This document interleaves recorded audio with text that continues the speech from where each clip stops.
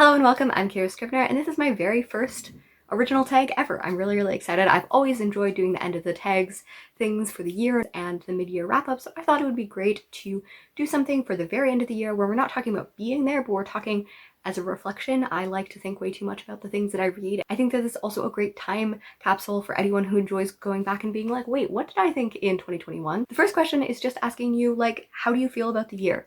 You can use an adjective, you can expand. I don't have a lot of like overall thoughts. It is currently the 28th of December. I'm getting close to the end of the year and I'm feeling pretty confident, pretty good.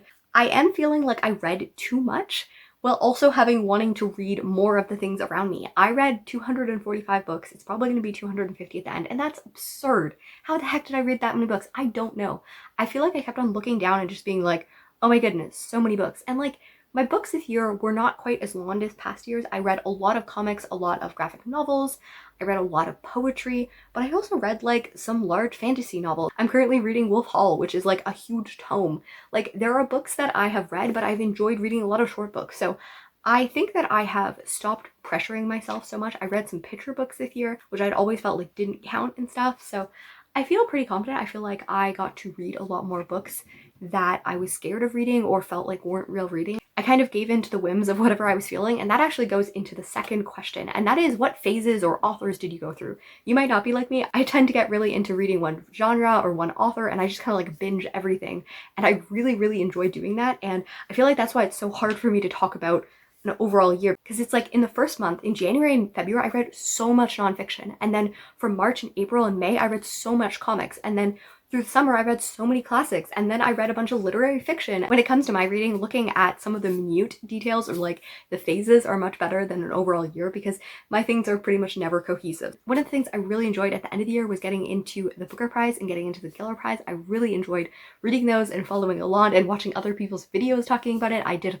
some reviews and that was super fun, and I just really enjoyed it. I didn't love all the books, but I enjoyed the experience so much. I'm so excited to have prizes come in 2022, because then I have the full year to like read all of these books and analyze the heck out of them. I really enjoyed comics. I read like a huge number of them. I probably like 60 or 70 comics this year, and I absolutely loved them. I got to read some beautiful memoirs about people's lives, like John Lewis or Ellen Forney, or other books that I just really enjoyed looking at their lives and looking at the ways that we tell stories and how creativity and art and books and stuff like that coexist. It's so wonderful. Another rabbit hole I went down was like looking at like adulterous women and like how women, especially who have been more sexually liberated, have been viewed in the context. So I read The Scarlet Letter, I read Moll Flanders, and I read The Good Soldier, and I read some modern takes, and it's been really interesting. That's a project that I'm still planning to own going into the next year. But it was super fun to be like, how do we talk about women in the 1700s, especially women who had children out of wedlock and stuff like that. So that has been super interesting to look at those things. From April to July, I read a lot of Jane Austen. I reread some of her books. I enjoyed annotating and reading Mansfield Park for the first time. I feel like that probably took me like 60 hours to read. I'm such a slow reader, and it is such a huge book, but I really enjoyed it. I read Love and Friendship from her Junevilia. A great shout out is Dr. Octavia Cox. I love her videos analyzing the Brontes and Jane Austen. I really enjoyed keeping track of those. Also, Ellie Dashwood, I love her videos and have really enjoyed watching her breakdown, so I've enjoyed going down the rabbit holes of Jane Austen YouTube, which has been super fun. And there's a lot of authors that I also read a lot of their work, but Vivek Shaya really stands out. I really loved her work. I'm Afraid of Men and She of the Mountains are definitely two of my favorite books of this year, and I also really enjoyed reading Canadian authors. In early 2020, I realized I'd only read about 60 Canadian books in my entire life, and that was like, wow, this is not good. And last year I read 15, and this year I read 45, so I have now doubled the amount that I've read since then time, and it's been super exciting to read books in which I see myself and see stories and characters that are much more unique to my own experiences than the ones I'm used to. If you've been on YouTube for any amount of time, you know that normally one of your highest things of the ever will be like disappointing reads, but I wanted to ask something not about the regretting of reading something, but a book that you regretted not reading. I think it's a really interesting question, because if you're anything like me, there is so many books, mostly on these shelves, that I've been saying I'm going to read for a really long time, and I'm not. So I'm going to quickly go over, I think, 6 books here and kind of give you a brief, I say briefly, we know it's not going to be briefly, 6 books or so that I have wanted to read for a very long time. It was hard to narrow it down this much, but the first one is Sense and Sensibility. As I said earlier, Jane Austen was a huge thing. I read a bunch of her books and reread some of her books, and Sense and Sensibility remains the only one of her 6 novels I have never read. I also have Lady Susan up there, and I was really excited to read that. And then we have a book that just makes me sad, and this book is Clap When You Land by Elizabeth Acevedo. I have talked about the reasons behind this quite a lot. Pretty much, it is a book I read 100 pages of, absolutely loved. I read it like the day after it came out. I had ordered it and pre-ordered it, and I loved it, and I was sitting there and smiling, and it was summer of 2020, and then my roommate came in and I was like, let me read this book. It is so beautiful, because I think I read like 5 or 6 of the poems out loud from the middle, and she was like, go back to the beginning. So I started from the beginning and reread it, and it's specifically about these sisters who don't know that they're sisters, and then their father dies, and it's about grief. And in the midst of the time of me rereading the first 100 pages, one of my childhood friends died by suicide, and I was just like, not able to pick up this book, and I really want to get it over the block because it is a book that was probably going to be a favorite of 2020. Lucy Maud Montgomery is one of my favorite authors of all time. I've been rereading the Anne of Green Gables series for like 3 years now, and I haven't finished Anne of the Island since 2019, and I don't know why. It's one of my favorites from the series, and I keep on not picking it up and picking up other books, and I want to finish it. Emily of New Moon is one of her other series that I've been hoping to read, and I just haven't gotten around to it. And this is my first year in a while that I have not read a Lucy Maud Montgomery book, and I don't know why. And it makes me sad. I should be reading Lucy Maud Montgomery every single year. And then last and most outrageously, we have The Scarlet Pimpernel, which is kind of spy superhero story from 1898, and I've been wanting to read this since like 2013, and I have not read it. I have it on audiobook. I could read it physically from the library. Why haven't I read it? I don't know. Question number 4 is, what is something you learned from reading this year? I wanted to have something really, really profound. Like, I read a lot of nonfiction that I really, really loved, like On Her Own Ground, Hood Feminism, A Black Woman's History of the United States, The Inconvenient Indian by Thomas King, and I loved all of these, and like, I couldn't name them, but I feel like I can't just name like one thing off of them. I think that I learned a lot more about historical events and stuff, and that was super cool.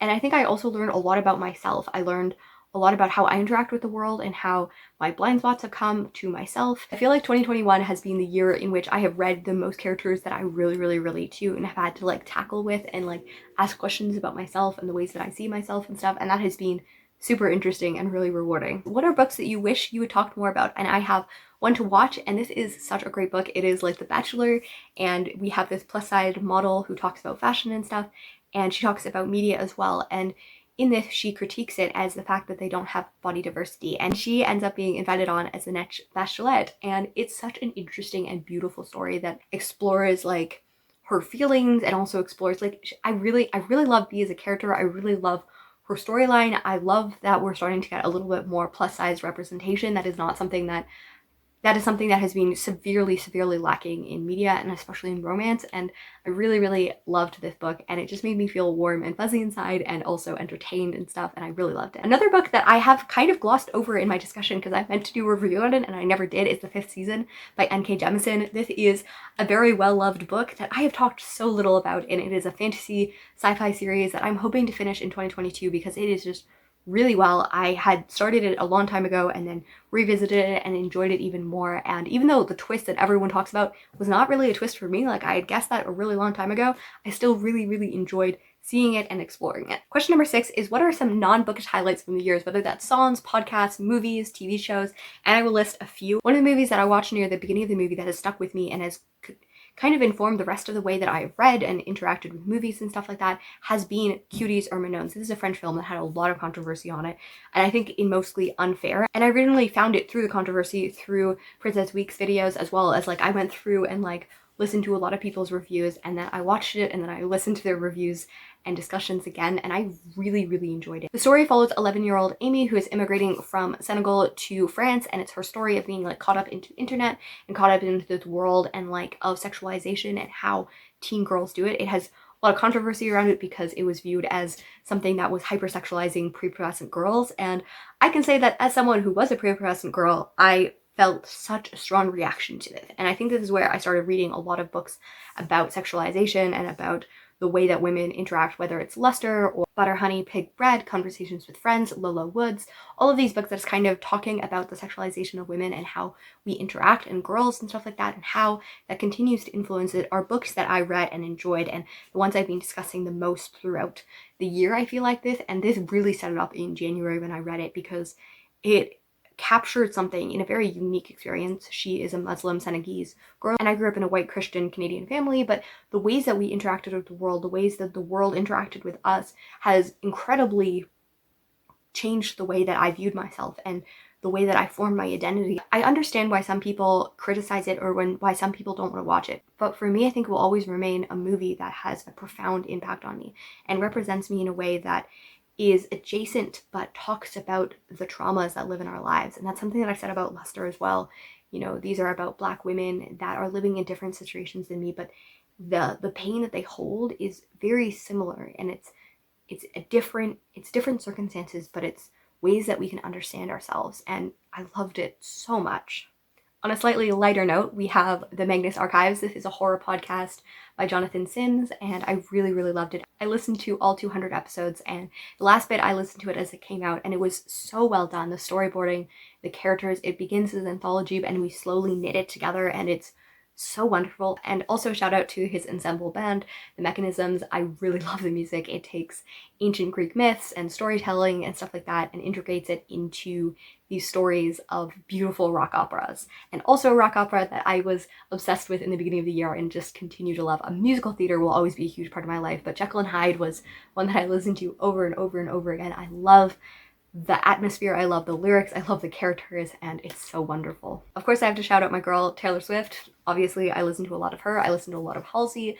I listen to a lot of the bands that I've continued to listen to through a long time, but really love those singers, love their stories. And one that's not surprising to me at all, but might be surprising to you, is I absolutely love Vampire Diaries. I don't care about the criticisms. Like, I care about some of the criticisms when it comes to Bonnie and stuff. I know people trash CW shows, but I guess I'm trash because I love it. I love the storytelling. I've been rewatching it with my roommate throughout the year, and it just reaffirms that it's just one of my favorite shows. I love the storytelling. I love the brothers' dynamics. I love the friendship between the women, and it's just so well done and funny and creative. Question number 7 asks, what book is the greatest outlier? And I had a hard time doing this because I read a lot of different genres, but I thought it would be really interesting to hear other people answer it, so I'm going to be here. The book that I eventually settled on was The Way Through the Woods, and this is by Lonlit Woon, and this is translated from the Norwegian, and it's all about fungi. The reason I picked it up is it's a story about this woman who was widowed and then becomes obsessed with mushrooms as a way to like deal with her grief about her husband. And it's not really about grief, it's much more about fungi, which not a huge fan of fungi, but I learned some interesting things that have mostly been lost to my mind by. But you know, question number 8 is, what are the books that you're most excited about revisiting? And this was hard because I've been obsessed with rereading it. I wanted to reread like almost all of the books I read, especially the books that I'm not sure about or the books that I really, really loved, because I want to be able to like really analyze and look and annotate the books that I really, really loved. And then the ones that I didn't like very much, I want to be like, okay, what didn't I like about this? Like, let's explore this. And the first one that I really want to revisit is Cain by Jean Toomer. I thought this was really interesting. So I have a whole podcast where I kind of talk about his story around it, but he is a biracial man who always dealt interestingly with his story and history, as he was a man in the 1920s in the Harlem Renaissance. This is the only book in his career that he actually allowed people to market him as a Black writer.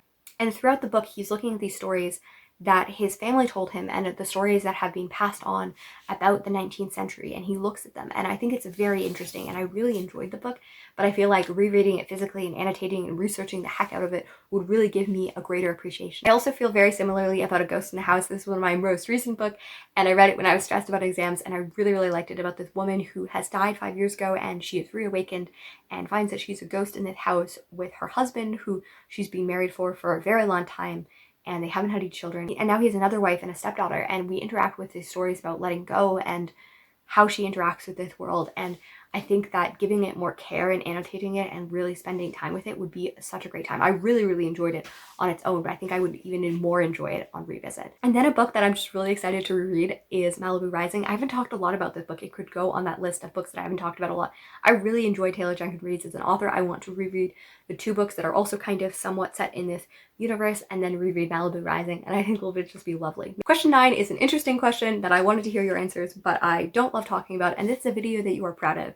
I feel like self-promotion is something that I should have learned by now, but I feel incredibly awkward doing. But first one I want to talk about is A Town Called Solace by Mary Lawson. This is a Canadian author who looks at this story, and I really, really enjoyed the story. It got like mediocre reviews that a lot of people didn't understand what she was trying to do, and I loved the fact that I was able to give my own personal thoughts and also analysis, and I think I did a good job of showing why it was an objectively good book as well as why it was a good book for me.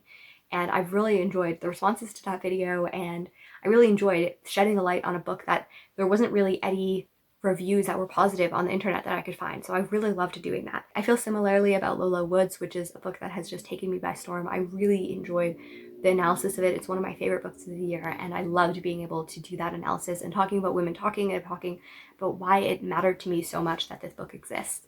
And I think overall I've really enjoyed making reviews. I did 7 reviews this year, and I've only done 18 total, and that's in 5 years beforehand. So I really enjoyed that I was able to do more and growing in my confidence about talking about books, because that's always been an area where I originally got into YouTube because I love video essays. I always felt like I wouldn't be smart enough or well informed enough to talk about these things.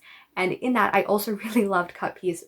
This is an analysis of Yoko Ono, and I've been doing this a little bit on my Instagram. I love analyzing art, and I loved being able to analyze this and to read what I was talking about. And it was such a rewarding thing, and to see people respond to it made me so happy. So those are kind of videos that I hope to do more in 2022 and in the future in general, because that's kind of why I started YouTube. I love these informal videos, and I think that shaming these are really bad, because I think that just chatting about books is so enjoyable, but I also want to do more scripted work. We've come to the end, and we have the 10th question, and this is, what is your favorite last line of a book? We always talk about first lines, but I think last lines are so cool.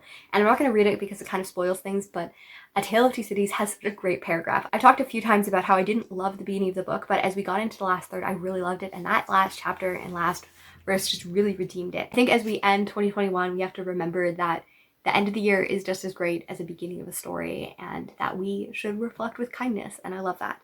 And then my bonus question 11 is if you want to shout at anyone or tag them. And I was originally going to do this, but I realized that I'm chickening out because I hate talking about people on camera. I love you guys so much. I love so many creators. I do not like recording myself talking about people. I'm going to tag some people in the description that I love and enjoy and recommend and would love to hear their thoughts on it. I really hope that 2021 was full of bright moments as well as sad ones, that they have memories and good moments and lots of reading, and I hope 2022 is that for you as well. I would love to see you do this video. I would love to hear your thoughts, and it would make me so happy. And thank you for everyone who has tuned in, who has talked and discussed and written comments and has listened to my voice. I really, really appreciate it. It means a lot to me.